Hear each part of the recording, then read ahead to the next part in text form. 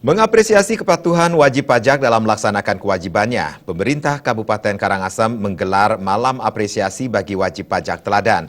Terdapat 4 kategori penghargaan bagi wajib pajak industri pariwisata maupun non-pariwisata. Mengalami peningkatan. 4 kategori penghargaan dalam Malam Apresiasi Wajib Pajak diantaranya adalah kategori hotel berbintang, hotel melati, restoran, dan wajib pajak mineral bukan logam dan batuan.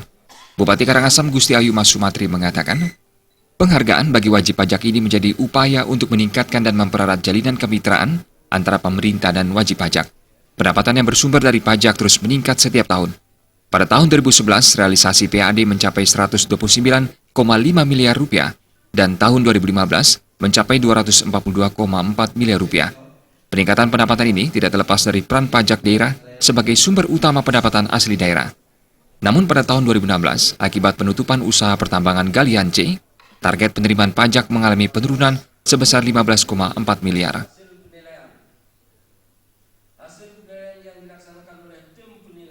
Banyak yang harus dilakukan oleh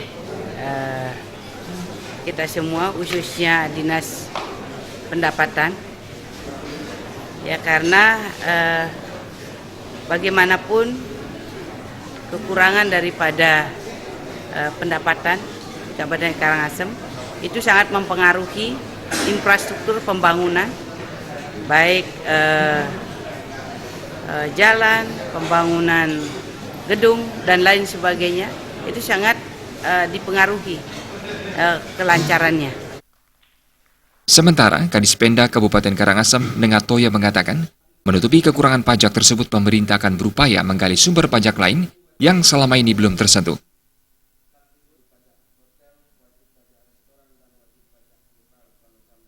Kekurangan lagi sekitar 2,8 miliar dan ini memang kita upayakan untuk melakukan pendekatan pelayanan, kemudian memberikan akses pembayaran melalui LPD dan sebagainya, jadi memperluas pelayanan. Mendukung upaya transparansi sumber pajak, pemerintah juga telah mengembangkan pelayanan pajak secara online, seperti penyampaian pelaporan melalui Surat Pemberitahuan Pajak Daerah (SPTPD) online dalam laman resmi Dinas Pendapatan Kabupaten Karangasem.